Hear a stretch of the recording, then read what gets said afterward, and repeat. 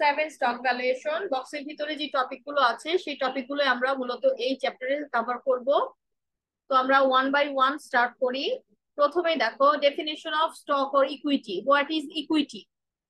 আমরা জানি যে একটা কোম্পানি ডিফারেন্ট ওয়েতে ফান্ড রেজ করতে পারে।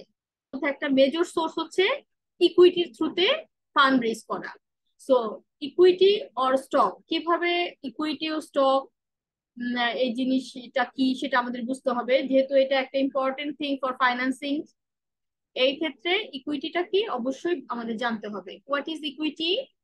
Equity generally is defined as the value of assets that are owned minus the amount of debt that is owed.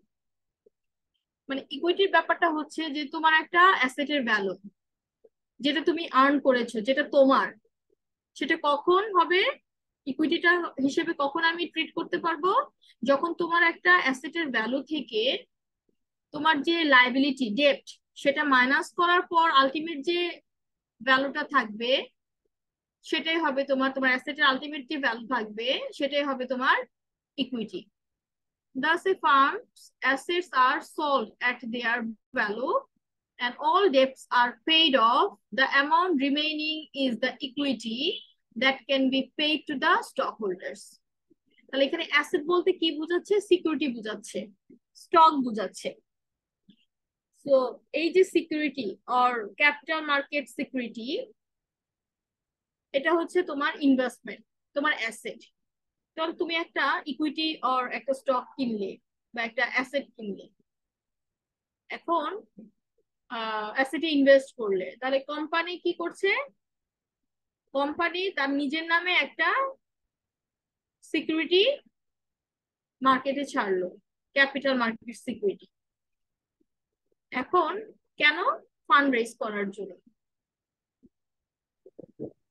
তো এই যে সিকিউরিটিটার ভ্যালু, বুক ভ্যালু, যে ভ্যালুতে তারা কি করছে মার্কেটে ট্রেড করলো, এই বুক ভ্যালু তে আমরা কি করছি? পারচেজ করছি। ইনভেস্টররা কোম্পানির সেই সিকিউরিটি পারচেজ করছি। তো আমরা কি হয়ে গেলাম? আমরা হলাম ইনভেস্টর অফ দ্য সিকিউরিটি। তাহলে আমরা যে ইনভেস্ট করব, আমাদের তো একটা রিটার্ন পাওয়ার ইচ্ছা আছে, ঠিক না? ইনভেস্টমেন্টের একটা রিটার্ন। সো এই সিকিউরিটির রিটার্নটা কি? রিটার্নটা হচ্ছে ডিভিডেন্ড। সিকিউরিটি রিটার্নটা বা স্টকের রিটার্নটা হচ্ছে ডিভিডেন্ড, যেটা কে দিচ্ছে? কোম্পানি দিচ্ছে। যে কোম্পানি স্টকটা ইস্যু করেছে সে কোম্পানি স্টক হোল্ডারদেরকে ডিভিডেন্ড দিবে। এখন ইকুইটির ভ্যালুটা কিভাবে নির্ধারণ হচ্ছে? যে একটা স্টকের, একটা সিকিউরিটির বুক ভ্যালু সল্ড এট বুক ভ্যালু, বুক ভ্যালুতে সেল করছে বা ইস্যু করছে বা সেল করছে, সেখান থেকে যে রিটার্নটা আসছে সেটার থেকে সব ধরনের ডেপ্ট অর লায়াবিলিটি পে অফ করার পর যে রিমেইনিং যে ভ্যালুটা থাকবে, দিস ইজ কল্ড ইকুইটি। এবং সেটাই কাদেরকে দেওয়া হবে? স্টক হোল্ডারদের দেওয়া হবে, যারা হচ্ছে ultimate owner of the company, common stock holder. তাহলে ইকুইটিটাও কি বুঝতে পেরেছো? একটা অ্যাসেটের ভ্যালু যেটা তুমি ওন করেছো, সেখান থেকে তোমার লায়াবিলিটি ডেপ্ট যদি থাকে সেটা মাইনাস করার পর যে রিমেইনিং ভ্যালুটা থাকবে অ্যাসেটের, দ্যাট ইজ কল্ড ইকুইটি। বুঝা গেল? বলো, কথা বলতে হবে, আদারওয়াইজ আমি আগাবো না। 12 জন আছো, আমি সহ। হ্যাঁ ম্যাম। জি ম্যাম। তাহলে ইকুইটি মানে হচ্ছে স্টক। সে স্টকে তুমি ইনভেস্ট করেছো, তুমি একটা ডিভিডেন্ড পাবে। কে দিবে? কোম্পানি দিবে। সো কোম্পানি কিভাবে দিবে? এই ইকুইটির থ্রুতে তারা যে ক্যাপিটালটা রেজ করেছে সেটা দিয়ে তারা একটা অ্যাসেট পারচেজ করবে, সেখান থেকে যে রিটার্ন পাবে সেই রিটার্ন থেকে তোমার যে লায়াবিলিটি, ইনভেস্টরের লায়াবিলিটি মিট আপ করবে, ঠিক আছে, বা আদার্স লায়াবিলিটি মিট আপ করার পর রিমেইনিং যে ভ্যালুটা থাকবে অ্যাসেটের, সেটাকে আমরা বলছি ইকুইটি। টাইপস অফ ইকুইটি দুই রকম। Prefer stock, common stock. তাহলে ইকুইটি মানে স্টক, বারবার বলছি, সেটা কয় রকম হবে? Prefer stock and common stock. দুটো জিনিস কি? What is prefer stock? দেখো, stock that takes priority over common stock in regard to dividend. আমরা এমন একটা স্টক বলছি যে স্টকটা একটা প্রায়োরিটি থাকবে কমন স্টক হোল্ডারদের চেয়েও। এই স্টক হোল্ডারদের, প্রেফার স্টক হোল্ডারদের প্রায়োরিটি থাকবে কোন ক্ষেত্রে? In regard to dividend, dividend দেওয়ার ক্ষেত্রে। তাহলে একটা কোম্পানি যখন ইকুইটির মাধ্যমে ক্যাপিটাল রেজ করে, সো সেটা প্রেফার স্টকের থ্রুতেও রেজ করতে পারে বা কমন স্টকের ক্ষেত্রেও রেজ করতে পারে। বাট প্রেফার স্টকের মাধ্যমে যদি ক্যাপিটাল রেজ করে, তাহলে সেই ক্ষেত্রে প্রেফার স্টক হোল্ডারদের একটা কিন্তু পাওয়ার থাকবে। কোন ক্ষেত্রে পাওয়ার থাকবে? ডিভিডেন্ডের ক্ষেত্রে। যে কোম্পানির যে প্রফিটটা হবে, ডিভিডেন্ড দেওয়ার ক্ষেত্রে কাদেরকে আগে প্রায়োরিটি দেওয়া হবে? প্রেফার স্টক হোল্ডারদেরকে। প্রেফার স্টক হোল্ডাররা আগে ডিভিডেন্ড পাবে, এরপর যদি কিছু থাকে সেটা পাবে কমন স্টক হোল্ডাররা। তাহলে আমরা বলতে পারি prefer stock that takes over common stock in regard to dividend. It is often referred as hybrid security. Preferred stockটাকে আমরা হাইব্রিড সিকিউরিটির সাথে তুলনা করতে পারি because it is similar to bond in some respect and similar to common stock in other respect. যেহেতু বন্ডের কিছু features এবং কমন স্টকের ফিচার্স উভয়ই এই প্রেফার স্টকের মধ্যে বিদ্যমান, মানে দুইটা সিকিউরিটি ফিচার্সই আমরা প্রেফার স্টকের মধ্যে পাই। এর জন্য আমরা এই সিকিউরিটিটাকে আমরা হাইব্রিড সিকিউরিটির সাথে তুলনা করতে পারি। তাহলে why prefer stock is called hybrid security? যদি কোশ্চেন আসে তখন তুমি লিখবা যে it is called hybrid security because it is similar to bonds. কিছু কিছু ক্ষেত্রে বন্ডের সাথে বন্ডের মতো কাজ করে, ফিচার্স শো করে, আবার কোন কোন ক্ষেত্রে কমন স্টকের ফিচার্স শো করে। তাহলে both bonds and common stocks features are present in preferred stock. That's why it is called hybrid security. Got it? বুঝে গেল? বুঝতে পেরেছো? জি ম্যাম। রেসপন্স করতে হবে বাবা, আদারওয়াইজ আমি জি ম্যাম। বুঝে নাই। হ্যালো, বুঝছি। আচ্ছা, বাকিরা একটু কথা বলো। এখন এই যে হাইব্রিড সিকিউরিটি কেন বলা হচ্ছে? বন্ডেরও কিছু ফিচার্স থাকবে, কমন স্টকের ফিচার্স প্রেজেন্ট থাকবে ইন প্রেফার স্টক। সো বন্ডের কোন কোন ফিচার্স গুলো আমরা সাধারণত প্রেফার স্টকে দেখতে পাই? দেখো, সিমিলার টু বন্ড, বন্ডের সাথে তুলনা করছি, বন্ডের মতো প্রেফার স্টক কিভাবে?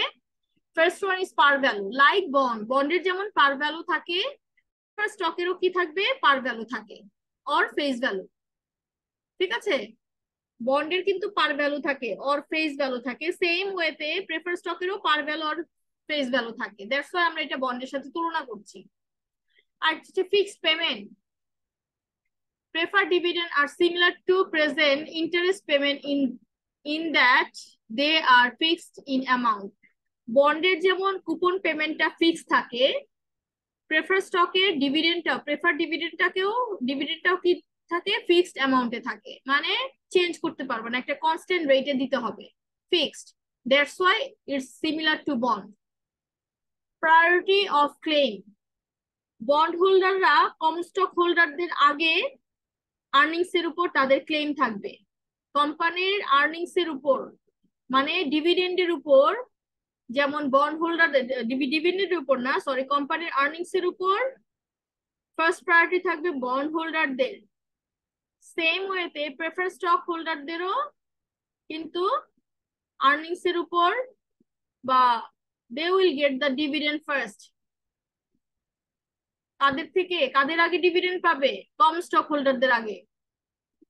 তাহলে আমরা দেখলাম যে বন্ড হোল্ডাররা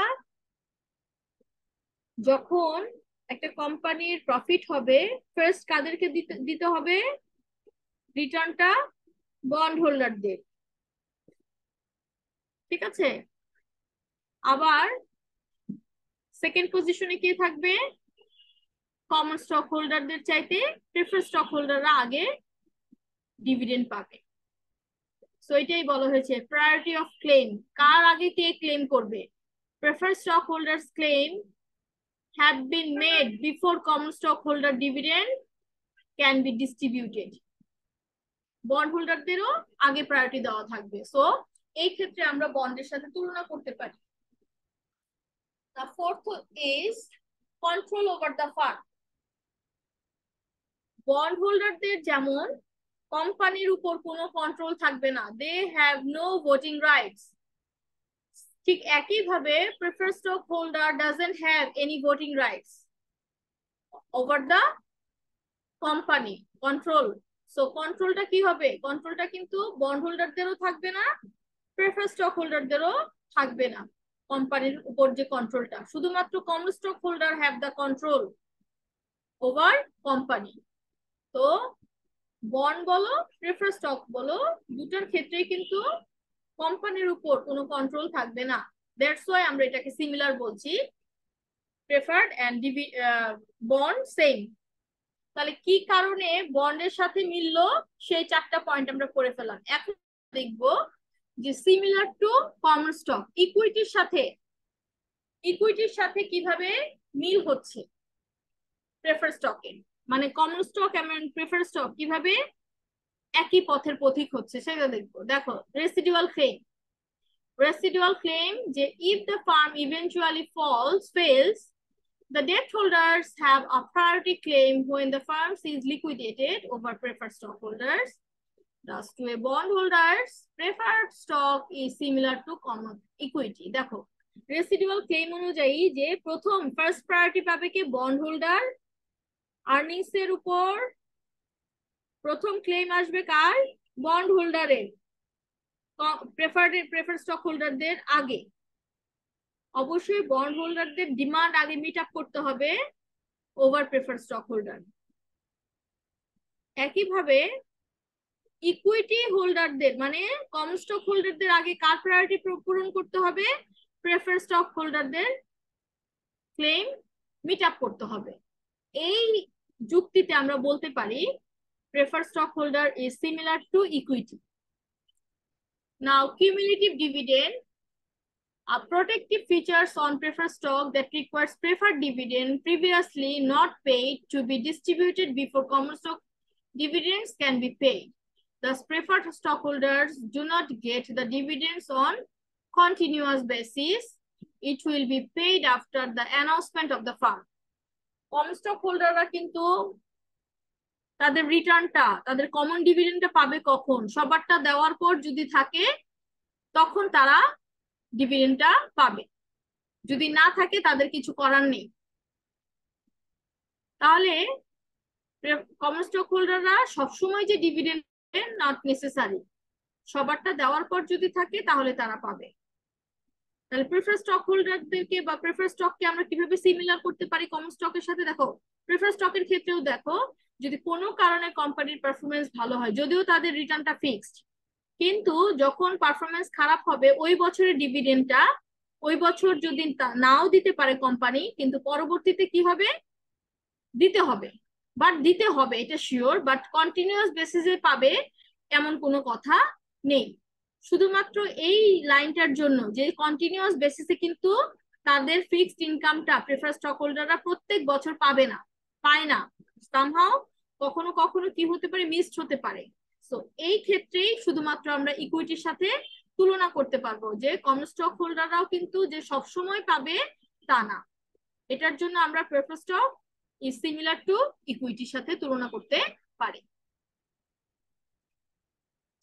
কিন্তু এই পয়েন্টটা যেটা বললাম যে হাইব্রিড সিকিউরিটি কেন বলা হচ্ছে প্রেফারেন্স স্টককে, এবং কিভাবে যে হাইব্রিড সিকিউরিটি যে বলছো যে এটা বন্ডের কিছু ফিচার্স রিটেইন করে, ইকুইটির কিছু ফিচার্স রিটেইন করে, সেটা জাস্টিফাই করতে হলে তোমার এই যে সিমিলার টু বন্ড এই পয়েন্টগুলো দিতে হবে, এবং কেন তুমি ইকুইটির সাথে তুলনা করলা সেটার ক্ষেত্রে এই দুটো পয়েন্ট দিতে হবে।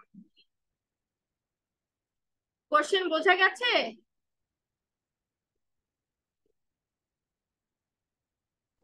ম্যাম একটু আরেকবার বলবেন? why preferred stock is called hybrid security? কেন হাইব্রিড সিকিউরিটি বলছো? Because preferred stock has both the features of bond and equity. So কেন বন্ডের সাথে কিভাবে মিলছে সেটাও দিতে হবে, ইকুইটির সাথে কিভাবে মিলাচ্ছ সেটাও দিতে হবে। লাস্ট লিখবে this is Y preferred stock is called hybrid security. এখন আমরা বৈশিষ্ট্য পড়বো। প্রেফারেন্স স্টকের যে ফিচার্স, ক্যারেক্টারিস্টিক্স, যে কিভাবে বুঝতে পারবে যে এটা প্রেফারেন্স স্টক, সেই ফিচার্স গুলো আমরা দেখব। প্রথমেই দেখো, preference stock has a number of features, অনেকগুলো ফিচার্স আছে। প্রথমে যেটা বলেছি পার ভ্যালু, অবশ্যই বন্ডের মতো প্রেফারেন্স স্টকের কি থাকবে? পার ভ্যালু থাকবে। Most preference stock has a par value, net worth of the firm according to the balance sheet or liquidation value, ঠিক আছে? তার মানে প্রেফারেন্স স্টকের কি থাকবে? পার ভ্যালু থাকবে। Par value is important for two reasons. It establishes the amount due to the preferred stockholders in the event of liquidation. The preferred dividend generally is stated as percentage of par value. The liquidation এর সময় par value অনুযায়ী কিন্তু ডিউটা complete করা হয়। এবং আরেকটা reasons হচ্ছে কেন পার ভ্যালুটার ইম্পর্টেন্ট, বিকজ ডিভিডেন্ডটা যে দেওয়া হয়, প্রেফার স্টকের যে ডিভিডেন্ড দেওয়া হয়, প্রেফার ডিভিডেন্ড, সেটা পার ভ্যালু অনুযায়ী, পার ভ্যালুর একটা সার্টেন পার্সেন্টেজ পর্যন্ত তুমি ডিভিডেন্ড পাচ্ছ। So without par value you can not calculate the preferred dividend, ঠিক আছে? পার্সেন্টেজটা আমরা পার ভ্যালুর উপর বেস করে চার্জ করে আমরা প্রেফার ডিভিডেন্ডটা বের করি। তাহলে একটা ফিচার্স হচ্ছে পার ভ্যালু। সেকেন্ড ফিচার্স কি? প্রেফার স্টকের কিউমুলেটিভ ডিভিডেন্ড, যেটা আমি আগেই বললাম যে কন্টিনিউয়াস তুমি যে প্রত্যেক বছরই যে প্রেফার ডিভিডেন্ড পাবে তা না, অনেক সময় কোম্পানির ব্যাড পারফরমেন্সের কারণে প্রেফার স্টক হোল্ডাররা কন্টিনিউয়াস বেসিসে ডিভিডেন্ডটা পায় না। সেক্ষেত্রে কিভাবে ডিভিডেন্ডটা দেওয়া হয়? কিউমুলেটিভ বেসিসে, যে এই বছরে পেলাম না, তাহলে এই বছরেরটা যোগ হয়ে সেকেন্ড ইয়ারে পাবে, বা সেকেন্ড ইয়ারেও যদি তুমি না পাও তাহলে ফার্স্ট ইয়ার সেকেন্ড ইয়ার একসাথে যোগ হয়ে থার্ড ইয়ারে পাবে। কিউমুলেটিভ হারে এটা বাড়বে।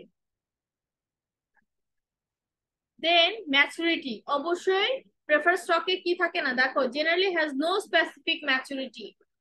প্রেফার স্টকের কোনো জেনারেলি কোনো ম্যাচুরিটি পিরিয়ড থাকে না, but firm can essentially incorporate to maturity provision by including call provision with the preferred stock issue. যদিও প্রেফার স্টকের ম্যাচুরিটি থাকে না, কিন্তু তারপরেও কোম্পানির একটা অপশন থাকে কল প্রভিশন, যে কোনো সময় প্রেফার স্টক হোল্ডারদেরকে কল করতে পারে, কল করে তাদেরকে অফার করতে পারে যে ওকে ফাইন, আপনারা প্রেফার স্টক থেকে কমন স্টক হোল্ডার হতে পারবেন, একটা সুযোগ দেয়। Priority to assets and earnings, যেটা আমি একটু আগেও বলেছি যে প্রেফার স্টক হোল্ডারদের আর্নিংস এর উপর কিন্তু কন্ট্রোল থাকবে বা প্রায়োরিটি থাকবে, ক্লেমটা আগে পূরণ করা হবে কম্পেয়ার টু কমন স্টক হোল্ডারদের। Before common stock holders prefer stock holder get the dividend, এটাই হচ্ছে priority to assets and earnings. And control of the firm, preferred stockholders doesn't have any control over the firm. It's only the power of the company is written by the common stockholder only, ঠিক আছে? কোম্পানির কন্ট্রোলটা কিন্তু কখনোই prefer stock হোল্ডারদের হাতে থাকবে না। So এটা another features. Then convertibility, maximum prefer stock can be converted into common stock. একটা ফিচার্স কি, যে তুমি যদি কমন প্রেফার স্টক পারচেজ করো, ইনভেস্ট করো, তুমি চাইলে কল প্রভিশন যে যখন হয়, বা তুমি চাইলে সেটাকে কি করতে পারবা, কমন স্টকে কনভার্ট করতে পারবা কোম্পানি যদি সুযোগ দেয়, যেটাকে আমরা বলি কনভার্টেবল প্রেফার স্টক। তো এগুলো হচ্ছে প্রেফার স্টকের features. Now types of prefer stock. এখন প্রেফার স্টকের টাইপসটা দেখবো। Cumulative prefer stock, cumulative prefer stock যেটা বললাম, ডিভিডেন্ডটা যখন কিউমুলেটিভ হারে পাবো তখন সেটাকে আমরা বলবো cumulative preferred stock. In other words, unpaid dividends must be paid in a cumulative before making payment to the common stockholders. Common stockholdersদের আগে যে ডিভিডেন্ডটা কাদেরকে দেওয়া হবে, প্রেফার স্টক হোল্ডারদের দেওয়া হবে, বাট নট নেসেসারি যে তারা প্রত্যেক বছরই পাবে। সেটা কিউমুলেটিভ ভাবেই দিতে হবে, but must before common stock holder they will get the dividend. Callable or redeemable prefer stock, যেটা কি কল প্রভিশন থাকে, prefer stock that can be call back by the corporation. তুমি ইনভেস্ট করেছো ঠিকই, কোন prefer stock? Callable prefer stock. তাহলে prefer stock কাকে বলছি? যে any time company can call you, তোমার কাছ থেকে সে প্রেফার স্টকটা আবার কি করতে পারে? কোম্পানি নিয়ে নিতে পারে, সেটাকে আমরা বলবো callable prefer stock. Convertible prefer stock, যে প্রেফার স্টক গুলোকে আমরা সহজেই কমন স্টকে কনভার্ট করতে পারবো একটা স্পেসিফিক রেশিওতে, ঠিক আছে? যে যার মনে করো 100টা আছে, সে 10% কনভার্ট করতে পারবে কমন স্টকে। সো ম্যাম এই স্লাইড গুলো গুগল ক্লাসরুমে দিয়ে দিবেন? হ্যাঁ দিয়ে দিব, স্লাইড দিয়ে দিব। সেটাকে আমরা বলছি কনভার্টেবল প্রেফার স্টক, যেটাকে সহজেই তুমি কমন স্টকে কনভার্ট করতে পারবে একটা নির্দিষ্ট রেশিওতে। তাহলে প্রেফারেন্স স্টক আমরা কয় রকম পেলাম? কিউমুলেটিভ প্রেফারেন্স স্টক, যেটা ডিভিডেন্ডটা কিউমুলেটিভ হারে পাবে before common stock holders are paid. সেকেন্ডটা পেলাম callable preference stock or redeemable preference stock, যেটা কি company any time call back by the corporation. Preferred stock that can be called back by the corporation. Anytime company তোমার কাছ থেকে prefer স্টকটা চেয়ে নিতে পারে, ওটাকে আমরা বলবো কলেবল প্রেফার স্টক। আর হচ্ছে কনভার্টেবল, যেটাকে তুমি সহজেই কমন স্টকে কনভার্ট করতে পারবে। So 3 types of prefer stock. এবার দেখো সেকেন্ড যে টাইপ, ইকুইটির সেকেন্ড টাইপটা হচ্ছে, প্রথমটা হচ্ছে আমরা প্রেফার স্টক করলাম, এখন সেকেন্ডটা হচ্ছে common stock. An equity security represents the ownership, এটা হচ্ছে আলটিমেট ওনার তুমি। প্রেফার স্টক কিন্তু পার্শিয়াল ওনার, মানে পুরোপুরি ওনার না, পার্শিয়াল ওনার হচ্ছে প্রেফার স্টক হোল্ডাররা, কিন্তু আলটিমেট একটা কোম্পানির আলটিমেট ওনার কারা? Common stock holder. So common স্টকের থ্রুতে হোল্ডাররা কিন্তু আলটিমেট ওনার হবে। সো অ্যান ইকুইটি সিকিউরিটি, এটা একটা equity security represents the ultimate বা ownership share of the corporation. Investor in common stock has certain right and privilege generally associated with property ownership. এখানে তুমি প্রপার্টি ওন করতে পারবে এই স্টকের থ্রুতে, কোম্পানির উপর তোমার রাইট থাকবে। Common stockholders are entitled to any earnings that remain after interest payment are made to the bondholders and dividends are paid to the preferred stockholders. যেটা বলেছিলাম রেসিডুয়াল ক্লেম, কমন স্টক হোল্ডাররা কি সবার আগে তাদের ডিভিডেন্ডটা পাবে, নাকি তাদের আগে আরো কোনো লায়াবিলিটি মিট আপ করতে হবে বলো তো? তাদের আগে প্রেফার্ড স্টক হোল্ডাররা ডিভিডেন্ড পাবে, তারপরে যে বাকি থাকবে সেটা কমন স্টক হোল্ডাররা পাবে। হ্যাঁ, কিন্তু প্রেফার্ড এর আগে আরো কাকে দিতে হবে? বন্ড হোল্ডারদের। প্রথমে কাদের দিতে হবে? বন্ড হোল্ডাররা। কোম্পানি যখন বন্ডের মাধ্যমে ক্যাপিটাল এনেছে, ইকুইটির মাধ্যমে এনেছে, হ্যাঁ, তাহলে কোম্পানির বন্ড হোল্ডারও আছে, স্টক হোল্ডারও আছে। তাহলে আর্নিংসটা ডিস্ট্রিবিউট করার ক্ষেত্রে প্রথমে কাকে দিবে বলো? কাকে দিবে? প্রথমে বন্ড হোল্ডারদের দিবে। ইয়েস, বন্ড হোল্ডারদের। হ্যাঁ, এরপরে কাকে দিবে? প্রেফারেন্স স্টক হোল্ডারদের, ঠিক আছে? এরপরে প্রেফার্ড যদি স্টক হোল্ডারদের। হ্যাঁ, এরপরে যদি কিছু থাকে সেটা কাদের মধ্যে ডিস্ট্রিবিউট করা হবে? কমন স্টক হোল্ডারদের মধ্যে, কমন স্টক হোল্ডারদের। হ্যাঁ।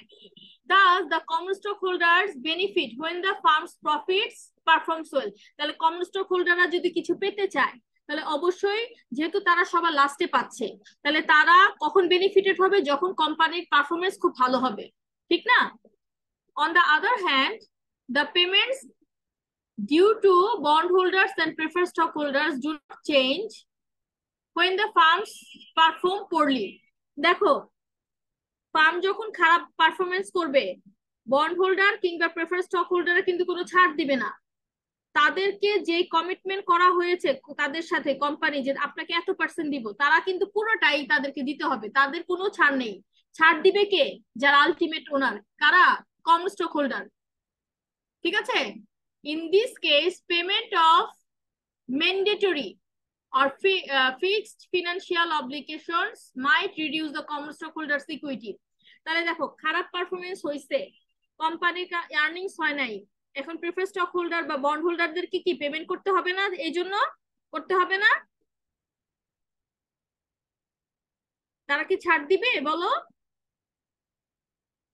তাদের লায়াবিলিটিটা হচ্ছে কোম্পানির জন্য ফিক্সড। কোম্পানি খারাপ পারফরমেন্স করুক আর যে অবস্থায় থাকুক, ভালো করুক আর খারাপ করুক, তাদের পেমেন্টটা অবশ্যই দিতে হবে। তাহলে যখন খারাপ পর্যায়ে থাকবে কোম্পানির অবস্থাটা, তখন কিভাবে পেমেন্ট করবে তাদের? ওই যে কমন স্টক হোল্ডারদের যে ইকুইটি, হ্যাঁ, সেই ইকুইটির থেকে তাদের যে অ্যাসেট আছে, সে অ্যাসেটের থ্রুতে এই লাইবিলিটি মিট আপ করতে হবে। ফলে কোম্পানির আর স্টক হোল্ডারদের ইকুইটি কি হবে? রিডিউস হবে। Thus, it is the common stockholders who bear most of the risk associated with the firm's operation. তাহলে ফার্মস এর অপারেশনের ক্ষেত্রে সবচেয়ে রিস্ক কে বিয়ার করছে? কমন স্টক হোল্ডাররা। এখান থেকে আমরা কমন স্টক হোল্ডারের ডেফিনিশনটা পড়লাম, আরো কিছু জানলাম। ফিচার্স পড়বো, বৈশিষ্ট্য পড়বো কমন স্টকের। কমন স্টকের কি দেখো, common stock does not have any par value. Preference স্টকের পার ভ্যালু, কমন স্টকের কোনো পার ভ্যালু থাকে না। Corporation that are chartered in the certain states are required to assign par value to the common stocks. এটা পরবর্তীতে দেখো, corporations that are chartered in certain states are required to, এটা আমেরিকার প্রেক্ষাপটে বিভিন্ন স্টেট অনুযায়ী কিন্তু অনেক সময় কমন স্টকের পার ভ্যালু দিতে পারে, হ্যাঁ, but normally in general common stockholders doesn't have par value. Dividend দেখো, common stockholderদের কি, the firms has no obligation, firms এর কিন্তু কোনো অব্লিগেশন নাই বা কন্ট্রাকচুয়াল কোনো এগ্রিমেন্ট নাই। কাদের ক্ষেত্রে? কমন স্টক হোল্ডারদের ক্ষেত্রে, কমন ডিভিডেন্ডের ক্ষেত্রে। Some firms pay relatively constant dividend, কিছু কিছু ফার্ম কি করছে? কনস্ট্যান্ট ডিভিডেন্ডে প্রত্যেক বছর একটা কমন স্টক হোল্ডারদেরকে পে করে থাকে। Other firms do not pay dividend at all rather than retain earnings to raise funds. অনেক ক্ষেত্রে যারা গ্রোয়িং কোম্পানি তারা কমন স্টক হোল্ডারদেরকে ডিভিডেন্ড দেয় না, তারা রিটেন করে রাখে বেশিরভাগ, বিকজ অপরচুনিটি গ্র্যাব করার জন্য। তাহলে আমরা কি আরেকটা ফিচার্স পেলাম, dividend. Common stock holder will get the common dividend from the company, but there is no obligations of the firm, কোনো কন্ট্রাকচুয়াল এগ্রিমেন্ট নাই। আর্নিংস ভালো হলে পাবে, না হলে পাবে না। Maturity, like preference stock, common stock has no specific maturity, that it is perpetual. Common stock হচ্ছে কি পারপেচুয়াল, এর কোনো মেয়াদ নাই, হাত বদল হতেই থাকবে। Priority to assets and earnings, earnings এবং অ্যাসেটের ক্ষেত্রে প্রায়োরিটি কে পাবে?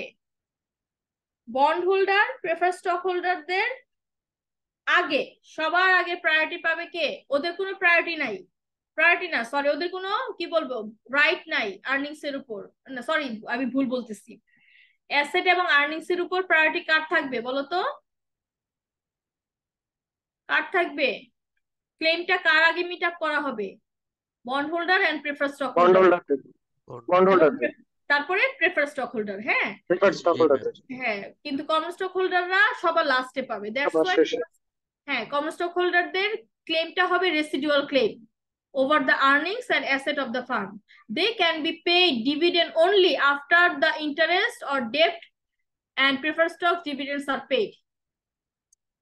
So আমি যদি বলি যে preferred stock holder, sorry, common stock holders-রা কি ধরনের ক্লেম রাখে, কোন ধরনের ক্লেম করতে পারে তারা? রেসিডুয়াল ক্লেম, সবারটা দেওয়ার পর যদি তাহলে পাবো, আদারওয়াইজ আমরা কোনো কথা বা চিলাচিলি করব না, এরকম ব্যাপারটা।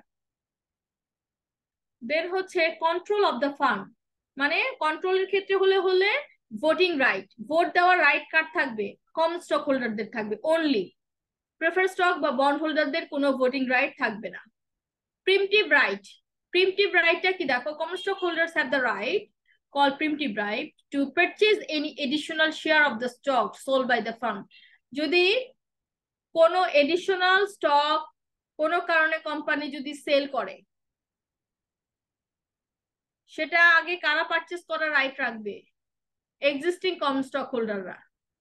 বুঝতে পেরেছো? এটাকে আমরা বলছি যারা এক্সিস্টিং কমন স্টক হোল্ডার তাদেরকে আগে অফার দেওয়া হবে যে আমরা কি করছি, এডিশনাল কিছু স্টক ইস্যু করছি, সো মার্কেটে যাওয়ার আগে আপনারা কিনবেন কিনা।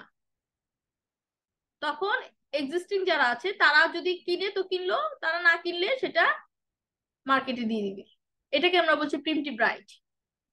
Limited liability, common stockholders are usually liable to the corporation at the amount of their holdings, not more than that. তার মানে আমার ইনভেস্টমেন্ট যতটুকু, ঠিক আমার ইনভেস্টমেন্ট সমান হবে আমার লায়াবিলিটি। ঠিক আছে, তার চেয়ে বেশি লস হলে সেটা কিন্তু আসলে বেয়ার হবে না, ইনভেস্টমেন্ট পর্যন্ত লায়াবিলিটি লিমিটেড হয়ে যাচ্ছে। So those are the features of common stock holders, common স্টকের ফিচার্স আমরা পড়লাম।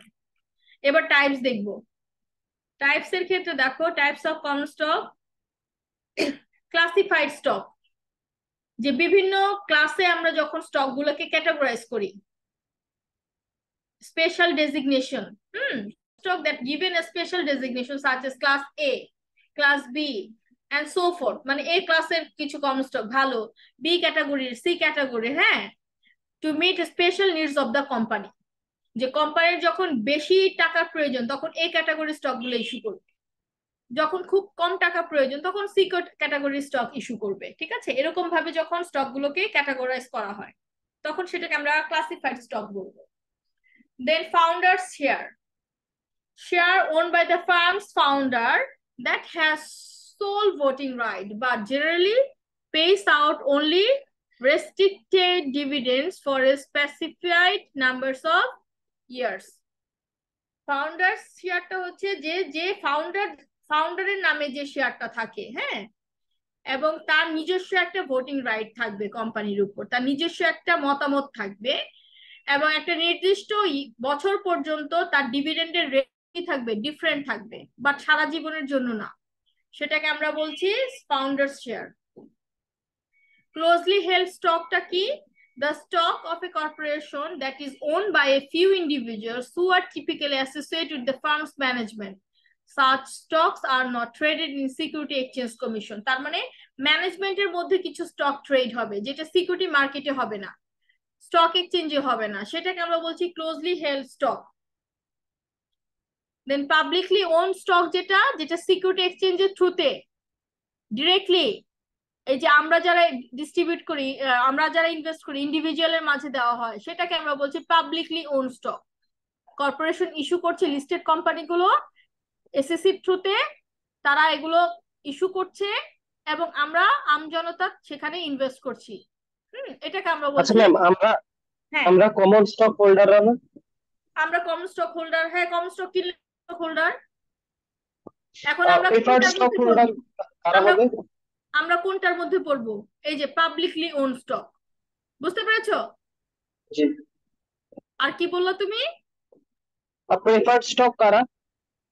যদি প্রেফার স্টক কিনো তুমি কোম্পানির, হ্যাঁ, কোম্পানি দুই ধরনের স্টক ইস্যু করতে পারে, বুঝো নাই? জি জি তুমি যদি কম স্টক কিনো তাহলে তুমি হয়ে গেলা কোম্পানির ওনার একটা, বুঝতে পেরেছো?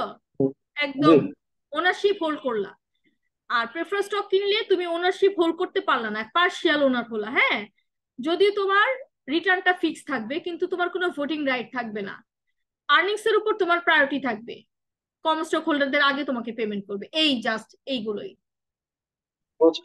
বাট ওই যে কোম্পানি যদি প্রফিট বেশি করে তাহলে কমন স্টক হোল্ডাররা বেশি টাকা পাবে। হ্যাঁ, প্রেফার স্টক আর হোল্ডারদের প্রেফার্ড স্টক থাকবে, ফিক্স ফিক্স থাকবে, থাকবে। জি, বুঝছি। বুঝছো?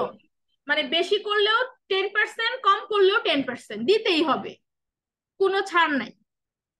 বা বেশি করলে তুমি দাবিও করতে পারবেন না যে আপনার তো ভালো, অনেক ভালো এই করছেন, রিটার্ন পাইছেন, তাহলে আমার একটু বাড়ায় দেন। No, fixed rate, right? কিন্তু কমন স্টক হোল্ডারদেরটা কি হবে? কম বেশি হবে, কারণ এদের কোনো ফিক্স থাকবে না। যদি নাও পায় সেখানে করার কিছু থাকবে না, because they have the residual claim. এখন দেখো স্টক ভ্যালুয়েশন, আমরা ম্যাথে চলে আসছি। স্টক ভ্যালুয়েশনের ক্ষেত্রে যে আমরা কিভাবে স্টক ভ্যালুয়েশন করতে পারি, স্টকের প্রাইস আমরা বের করতে পারি, ভ্যালু বের করতে পারি। আমরা অনেকগুলো মডেল পড়বো, তার মধ্যে একটা হচ্ছে dividend discount model, DDM. Dividend discount মডেলের থ্রুতে আমরা স্টক ভ্যালুয়েশন দেখবো। The stock's value can be determined by finding the present value of expected future cash flow stream. আমরা স্টক ভ্যালু কিভাবে বের করতে পারি, যে ওই স্টকের expected future cash flow present ভ্যালুর মাধ্যমে আমরা একটা স্টকের ভ্যালু বের করতে পারি। আর stocks expected cash flows consist of two elements. তাহলে এই যে ফিউচার এক্সপেক্টেড ক্যাশ ফ্লো দুটা এলিমেন্টের মিলে হয়। একটা হচ্ছে কি ডিভিডেন্ড, এক্সপেক্টেড ডিভিডেন্ড, মানে আমরা ডিভিডেন্ডটাকে এখনই পাই না, ভবিষ্যতে পাবো। তুমি আজকে ইনভেস্ট করেছো স্টকে, তুমি কি এখনই সাথে সাথে ডিভিডেন্ড পাবা? বলো না ম্যাম, না। তুমি এটা তাহলে কি এই একটা স্টকের যে রিটার্নটা ডিভিডেন্ড, এটা তুমি ফিউচারে পাচ্ছ না, 1 বছর পর পাচ্ছ না, বা এন্ডে পাচ্ছ জি না? জি তাহলে ওই এন্ডিং যে ভ্যালুটা ডিসেম্বরে যেটা পাবা, সেটাকে প্রেজেন্টে নিয়ে আসবা, সেটা বর্তমানে কনভার্ট করবা প্রেজেন্ট ভ্যালুতে। হ্যাঁ, প্রেজেন্ট ভ্যালুতে কনভার্ট করলে আমরা যে ভ্যালুটা পাবো সেটাকে বলবো স্টক ভ্যালুয়েশন। তাহলে স্টক ভ্যালুয়েশনের দুটো সাইড তোমাকে প্রেজেন্ট ভ্যালুতে আনতে হবে। প্রথমটা হচ্ছে ডিভিডেন্ড, এক্সপেক্টেড টাকে তোমার প্রেজেন্টে আনতে হবে, এন্ড সেকেন্ড এলিমেন্টটা হচ্ছে the price that investor expect to receive when the sell the stock. মানে তুমি যখন আবার স্টকটা সেল করবা, একটা হচ্ছে ডিভিডেন্ড পাবা, ঠিক না? মনে করো তুমি আজকে একটা স্টক কিনেছো জানুয়ারিতে, তোমার এই স্টকের ডিভিডেন্ডটা পাবো তুমি ডিসেম্বরে, ঠিক আছে? এখন তুমি কি করছো, তোমার স্টক ভ্যালুয়েশন তুমি করতে চাচ্ছ যে আমি কি ইনভেস্ট করব কি করব না।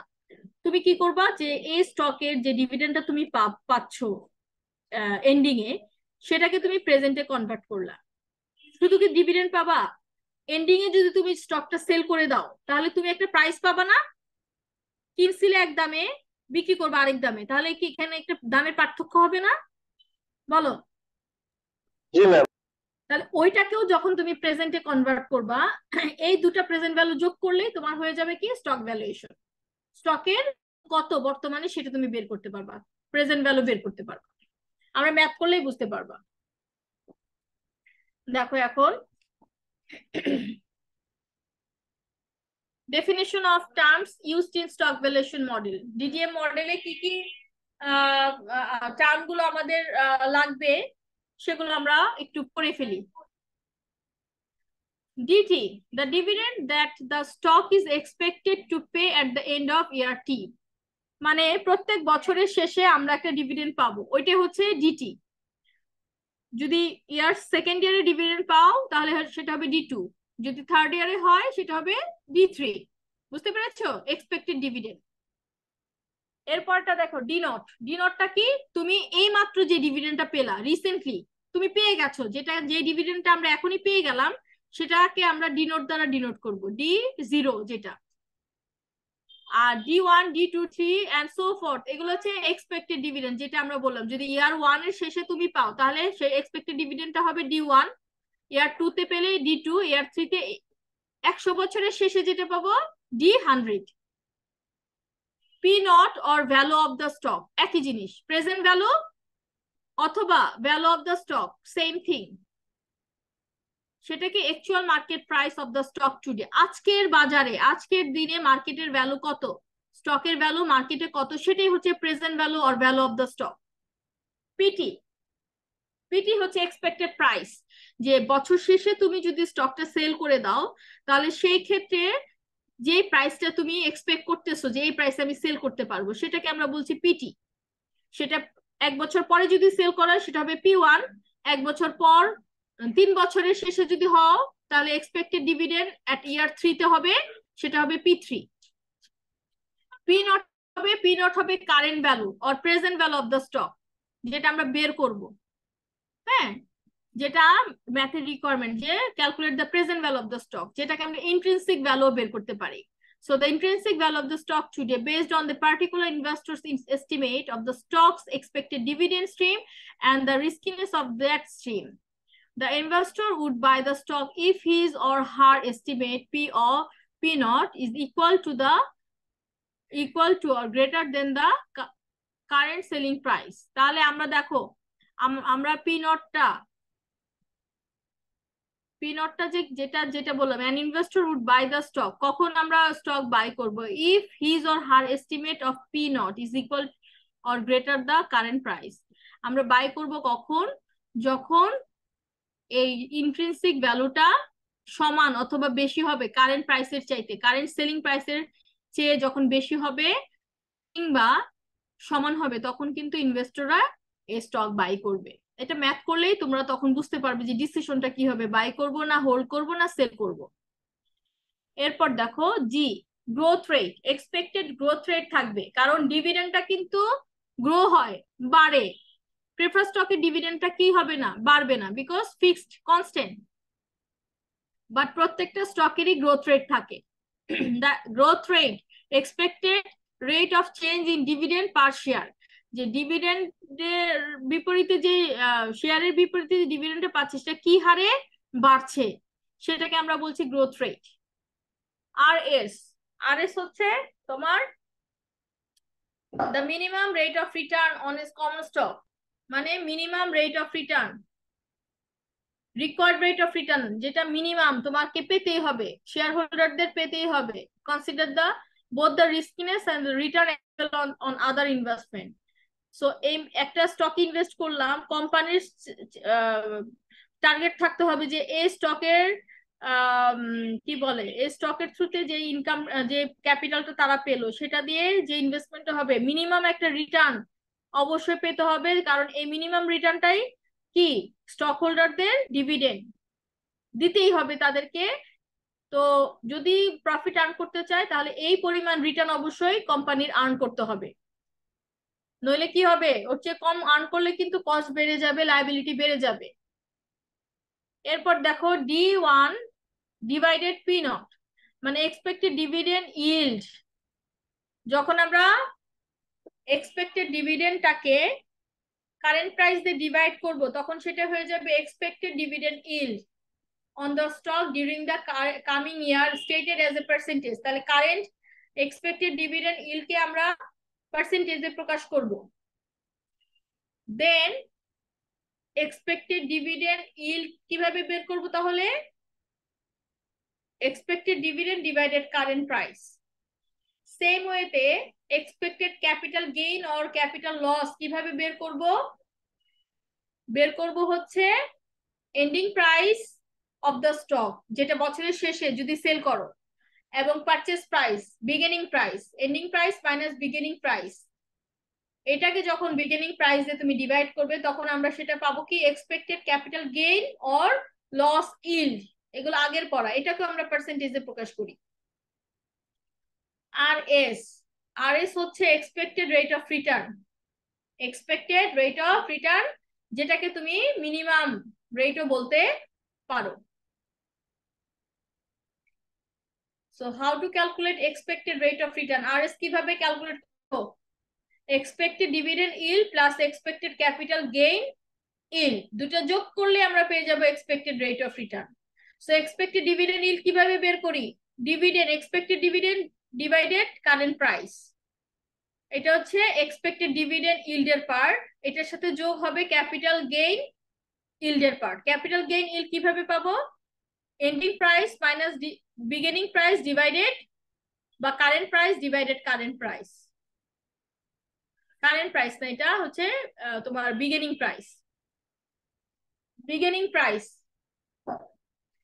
Ending minus beginning or selling minus purchase price divided purchase price, expected dividend divided purchase price। এই দুটো যোগ করলে আমরা কি পাবো? expected rate of return, RS।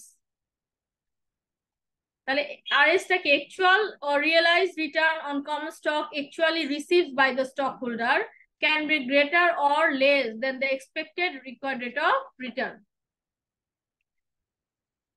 এগুলো হচ্ছে যে টার্মগুলো তোমাকে মাথায় রাখতে হবে বিফোর ক্যালকুলেটিং ইওর ম্যাথস।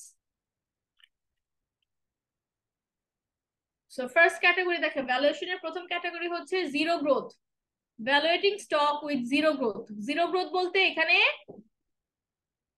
এখানে কোনো গ্রোথ রেট থাকবে না, dividend growth rate is zero. সেই ক্ষেত্রে তুমি কিভাবে স্টকের ভ্যালু বের করবে?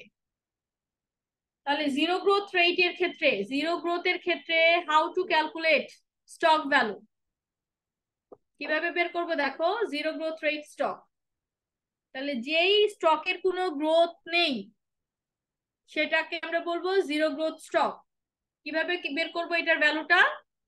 Common stock whose future dividends are not expected to at all, কোনোভাবে তার ডিভিডেন্ডের কোনো গ্রোথ হবে না, এটাকে আমরা বলছি zero growth stock. That is G equals কি হবে সেখানে জিরো। সেই ক্ষেত্রে এই ডিভিডেন্ডের যদি কোনো গ্রোথ না থাকে তাহলে ডিভিডেন্ডটা কি চেঞ্জ হবে নাকি সেম থাকবে বলো? সেম থাকবে। তাহলে D not, D1, D2, D3, D4, D5 সব কি হবে? সেম থাকবে। তাহলে value of a zero growth stock equals, ভ্যালুটাকে আমরা প্রায় পি নট দ্বারা ডিনোট করছি। পি নট মানে হচ্ছে কারেন্ট প্রাইস, বা তুমি ভিএস ও দিতে পারো, ভিএস মানে value of stock equals dividend divided expected rate of return, dividend divided expected rate of return.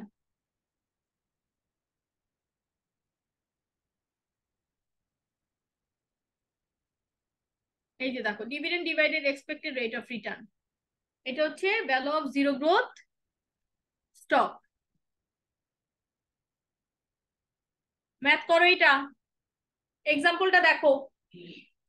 Suppose a stock is expected to always pay a dividend of $1.60, মানে একটা স্টকে তুমি ইনভেস্ট করবে, ভালো কথা, সেই স্টক সবসময় কি কত টাকা ডিভিডেন্ড দিবে? অলওয়েজ পে কত টাকা?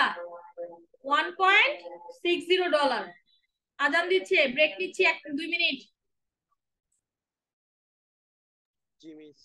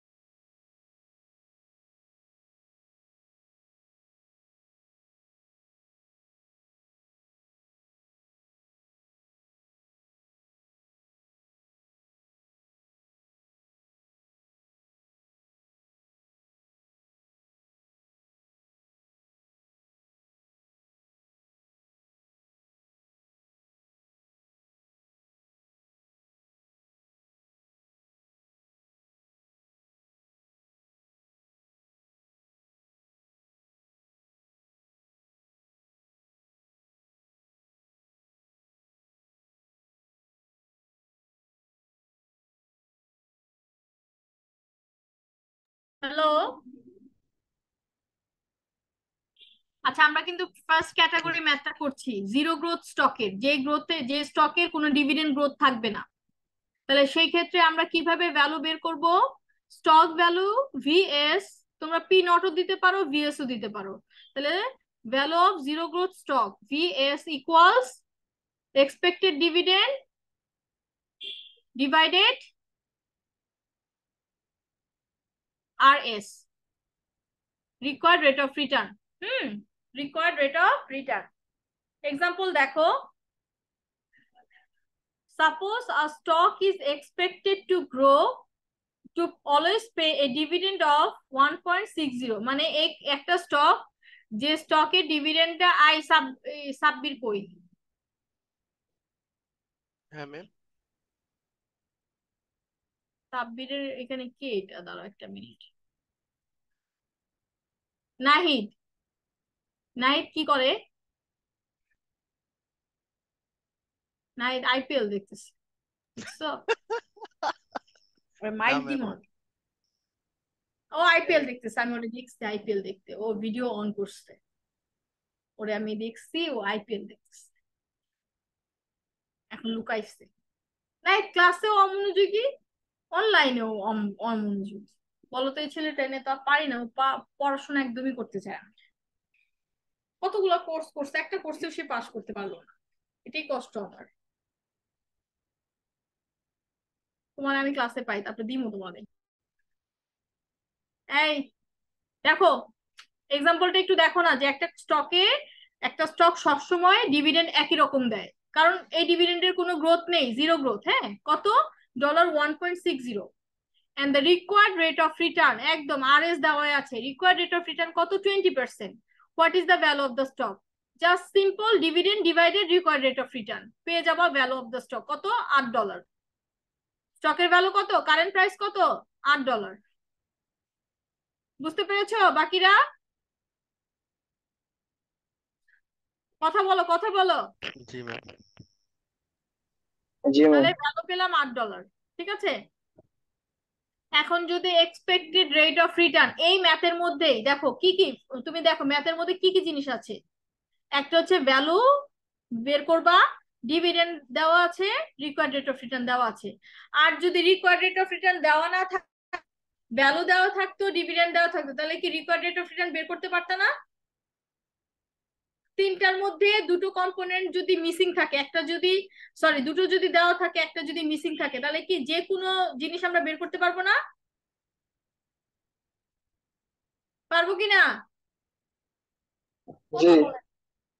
তাহলে দেখো, সেম ম্যাথে যদি আমরা এক্সপেক্টেড রিটার্ন বের করতে বলা হয়, তাহলে ধরো expected rate of return zero growth stock, RS কি হবে? ফর্মুলাটাকে একটু সাজাও। আগে ছিল পি নট, আরএস নিচে ছিল, এখন আরএস বের করতে হলো। আরএস এখানে গেলে পি পি নট কোথায় আসবে? নিচে আসবে না? ডিভিডেন্ডের। তাহলে ডিভিডেন্ড ছিল কত? 1.6, আর তুমি পি ভ্যালু কত পেলা? $8। তাহলে 1.60 ডিভাইডেড $8 আসবে কত? 20%। এই 20% হচ্ছে required rate of return, RS, যেটা আমরা পার্সেন্টেজে বের করব।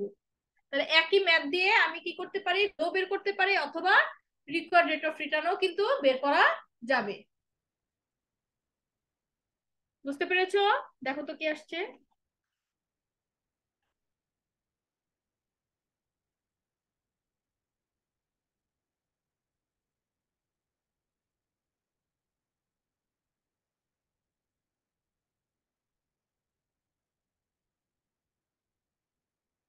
আচ্ছা, আর যে দুটো আছে, আমরা জিরো গ্রোথেরটা শেষ করলাম, এরপরে কনস্ট্যান্ট গ্রোথ মডেলটা দেখবো, এরপরে নন কনস্ট্যান্ট মডেলের স্টক ভ্যালুয়েশন দেখবো। তাহলে আমাদের স্টক ভ্যালুয়েশন কমপ্লিট হবে। এবার কনস্ট্যান্ট গ্রোথ মডেল দেখো, কনস্ট্যান্ট গ্রোথ মডেলের আরেকটা নাম হচ্ছে নর্মাল গ্রোথ। কনস্ট্যান্ট গ্রোথের আরেকটা নাম হচ্ছে normal growth, also called the Gordon model. এটার আরেকটা নাম কি? Gordon model. It is used to find the value of the stock that is expected to experience constant growth. মানে ডিভিডেন্ডের গ্রোথ থাকবে, বাট সেটা কি থাকবে? Fixed, constant. জিরো একটা পেলাম, আর একটা হচ্ছে কনস্ট্যান্ট, যে it is the expected growth rate which is constant, which is constant growth rate. Constant growth rate. বলো নরমাল অর গর্ডন মডেল বা কনস্ট্যান্ট গ্রোথ মডেলের ডিভিডেন্ডের গ্রোথটা কি থাকবে? বাড়বে, কমবে না ফিক্স থাকবে? বলো, কথা বলে না কেন?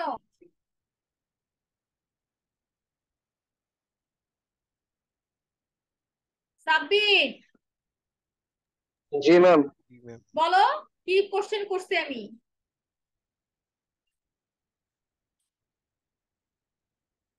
কনস্ট্যান্ট গ্রোথ মডেলের ডিভিডেন্ডটা কি বাড়বে সময়ের সাথে সাথে নাকি কমবে নাকি ফিক্স থাকবে? ফিক্স থাকবে ম্যাম।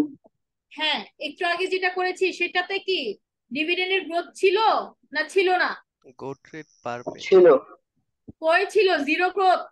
এই যে জিরো গ্রোথে যে ম্যাথটা গ্রোথ করলাম। না ম্যাম। তাহলে আমরা প্রথমে শিখলাম জিরো গ্রোথের ক্ষেত্রে কিভাবে স্টকের ভ্যালু বের করা হয়। সেকেন্ডটাতে আসছি কনস্ট্যান্ট গ্রোথের ক্ষেত্রে ডিভিডেন্ডের গ্রোথ থাকবে কনস্ট্যান্ট, সেই ক্ষেত্রে কিভাবে স্টকের ভ্যালু বের করব। এখন সেটার মডেলের নাম হচ্ছে Gordon model, constant growth model অথবা গর্ডন মডেল অথবা নরমাল গ্রোথ, একই জিনিস। This dividend of an average or normal company to grow at a rate of 3% to 5% per year. মানে কনস্ট্যান্ট থাকে 3 to 5% এর মধ্যেই কনস্ট্যান্ট থাকে। Thus, if the last dividend paid by normal or constant growth of the company was D naught, the firm's dividend in any future time t forecasted as D2 dt equals D naught plus D naught into 1 plus G, where G is constant expected rate of growth. তাহলে আমরা সেই ক্ষেত্রে দেখো 5% হারে যদি বাড়ে, তুমি এবছর 5% পেলা, ফার্স্ট ইয়ারে 5% পেলা, সেকেন্ড ইয়ারে কি হবে? এবছরের থেকে আরো 5% বাড়বে না? জি। মানে 5% করে প্রত্যেক বছর বাড়বে। তাহলে এই বাড়াটাকে আমরা কিভাবে দেখাবো? D t equals D nought into 1 plus G. এটা হচ্ছে ডিভিডেন্ডের প্রত্যেক বছরে যে ডিভিডেন্ডটা গ্রো হচ্ছে কনস্ট্যান্ট রেটে, সেটা আমরা বের করছি ডি নট ইন্টু 1 প্লাস জি। এক্সাম্পলটা দেখো, if A farm just paid A dividend, just মানে ডি নট, এখনই তুমি ডিভিডেন্ড পেয়েছো কত? 1.6। তাহলে ডি নট কত দেওয়া আছে? 1.6। and investors expect a 5% growth rate. Dividend growth rate দেওয়া আছে কত? জি এর মান দেওয়া আছে 5%. Then estimate dividend of year 1 will be, তাহলে expected dividend year 1 এর কত হবে বলো? বলো বলো।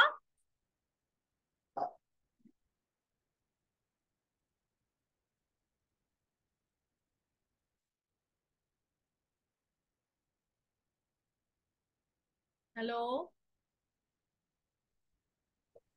হ্যাঁ মিস। জি ম্যাম।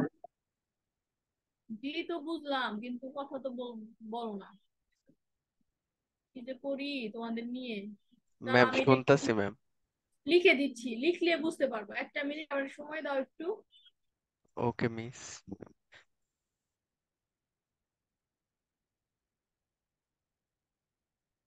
আমরা কনস্ট্যান্ট গ্রোথ রেটের ম্যাথ করতেছি, আমি এত লিখতে তো পারবো না, জাস্ট আমি দেখাচ্ছি কনস্ট্যান্ট গ্রোথের ম্যাথটার ক্ষেত্রে আমরা ভ্যালু অফ স্টক এর ফর্মুলাটা লিখতেছি। এটা হচ্ছে ওকে মিস। কনস্ট্যান্ট গ্রোথের ক্ষেত্রে value of stock equals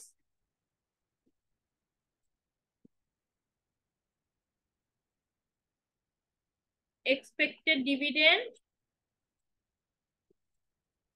divided RS minus G। বুঝতে পেরেছো? কি শেয়ার করেছি?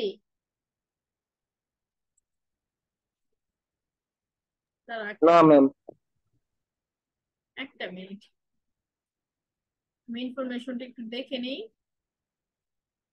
এতটা 5% গ্রোথ, আচ্ছা ঠিক আছে। তাহলে দেখো আমি এটা আবারই করছি তোমাদের সাথে। এটা শেয়ার করছি।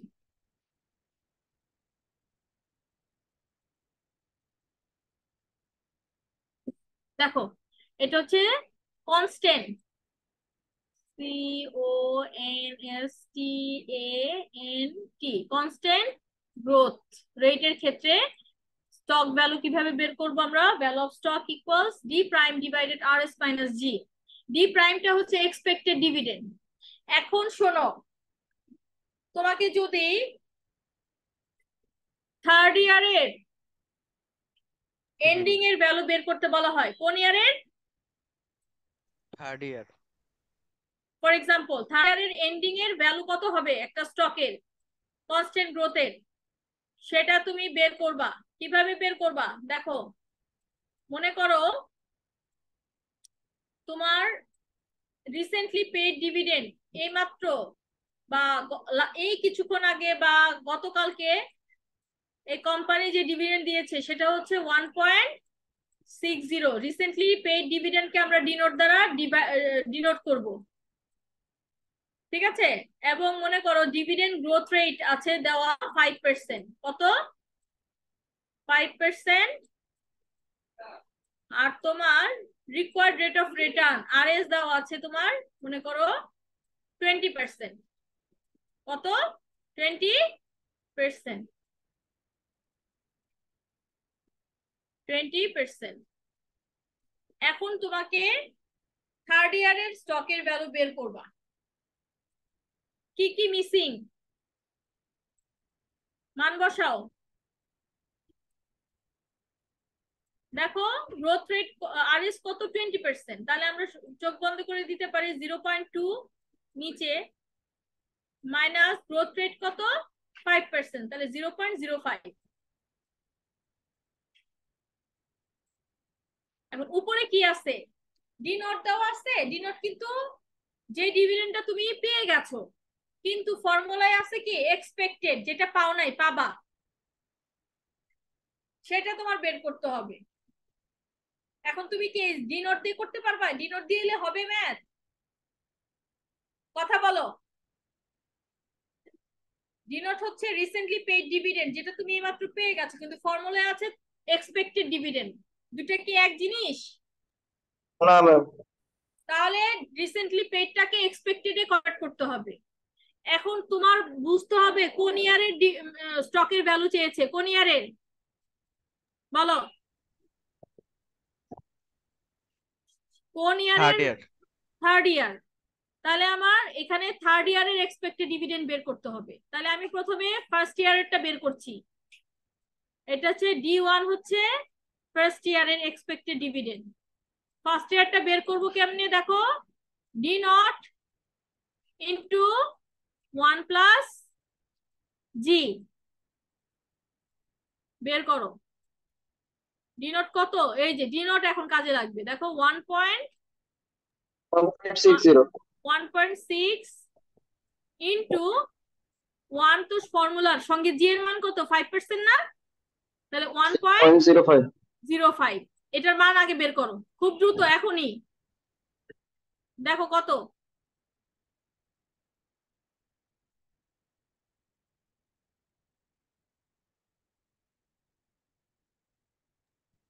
1.68।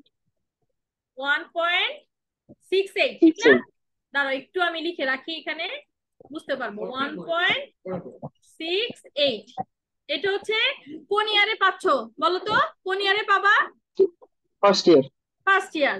আমাদের ম্যাথ চেয়েছে কি? ম্যাথে কি কোন ইয়ারের স্টক ভ্যালু চেয়েছে? Third year. তাহলে থার্ড থার্ড ইয়ারে। ইয়ারের এক্সপেক্টেড ভ্যালু বের করতে হবে। তাহলে আমি এখন সেকেন্ড ইয়ারে যাচ্ছি। সেকেন্ড ইয়ারের ক্ষেত্রে কি করব? কই গেল আর তো খুঁজে পাই না। এই তো সেকেন্ড ইয়ারে দেখো, সেকেন্ড ইয়ারে ফর্মুলাটা হবে ডি প্রাইম 1 ইন্টু 1 প্লাস জি। তাহলে ডি প্রাইম 1 তুমি কিন্তু বের করে ফেলছো। কত? 1.68। কারণ ডিভিডেন্ড গ্রোথ রেট কি পার 5%, প্রত্যেক বছর 5% করে কিন্তু অ্যাডজাস্ট করতে হবে। তাহলে 1.05 অ্যাডজাস্ট করো এটার সাথে 5। এটা দেখো কত আসে। দেন এই যে থার্ড ইয়ারেরটা, থার্ড ইয়ারটা পাবো কিভাবে? ডি প্রাইম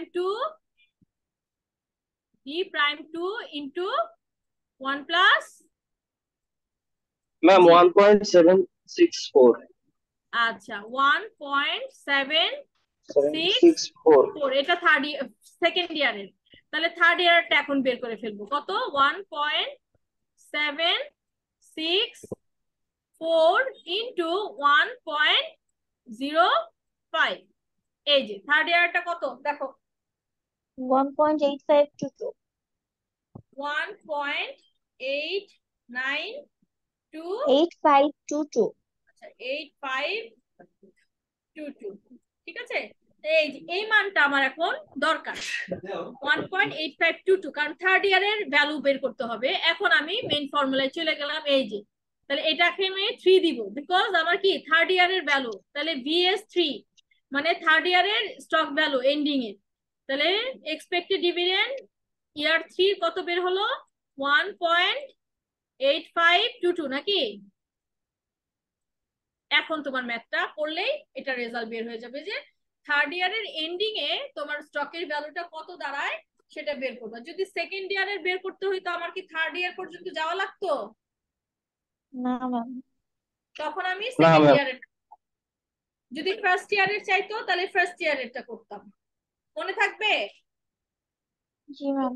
এই মডেলটার নাম হচ্ছে গর্ডন মডেল, অথবা নরমাল গ্রোথ মডেল, অথবা কনস্ট্যান্ট গ্রোথ মডেল।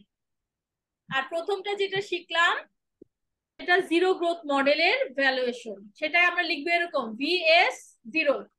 VS0 মানে হচ্ছে যেই স্টকের কোনো ডিভিডেন্ড গ্রোথ নেই, সেটার ফর্মুলা কি ছিল? Dividend divided RS, dividend divided required rate of return. মনে করো একটা স্টকের সব সময় একই ডিভিডেন্ড পাবা, কোনো গ্রোথ নাই, তাহলে 1.6 ছিল, হ্যাঁ 1.60।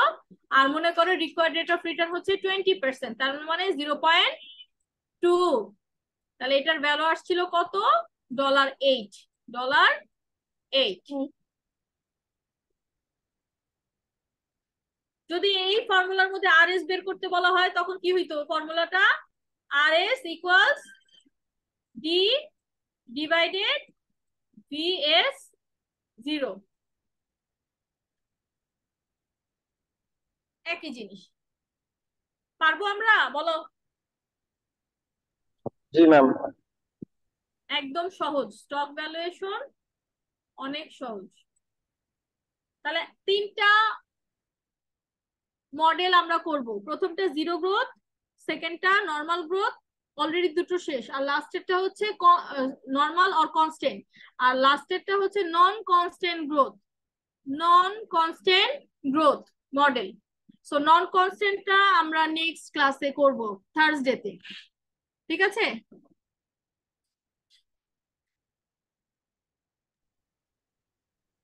নন কনস্ট্যান্ট গ্রোথ আমরা থার্সডে অনলাইন ক্লাসে করে ফেলবো। তাহলে আর কি, রেকর্ডিংটা সবার সাথে শেয়ার করে দিও, আর আমি হ্যান্ডআউট গুলো একটু রেডি করে দিয়ে দিব। ওকে মিস। ম্যাম তামিমের নেট চলে গেছে, তামিম আর শান্ত। ঠিক আছে, হ্যাঁ তোমরা একটু স্ক্রিনশট নিয়ে মেসেঞ্জারে দিয়ে দিও আজকের অ্যাটেন্ডেন্সটা। ওকে ওকে ম্যাম, ওই তাহলে আমি বিদায় নিচ্ছি। দাঁড়ান ম্যাম, একটা স্ক্রিনশট। আচ্ছা নাও। ওকে। আল্লাহ হাফেজ, সবাই ভালো থাকো, দেখা হবে ইনশাল্লাহ খুব দ্রুত। নাহিদ তুমি ভালো হয়ে যাও। আল্লাহ হাফেজ। ম্যাডাম আসসালামু আলাইকুম। হ্যাঁ পড়াশোনা করো বাবা, একটু পড়াশোনা করো, পাশ করতে হবে। Okay madam.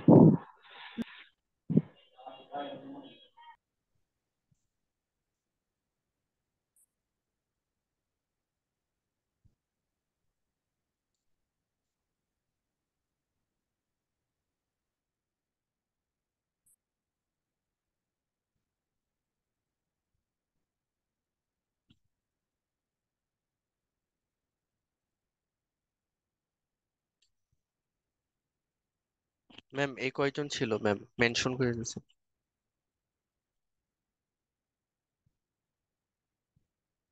ম্যাম যাই, আল্লাহ হাফেজ, আসসালামু আলাইকুম।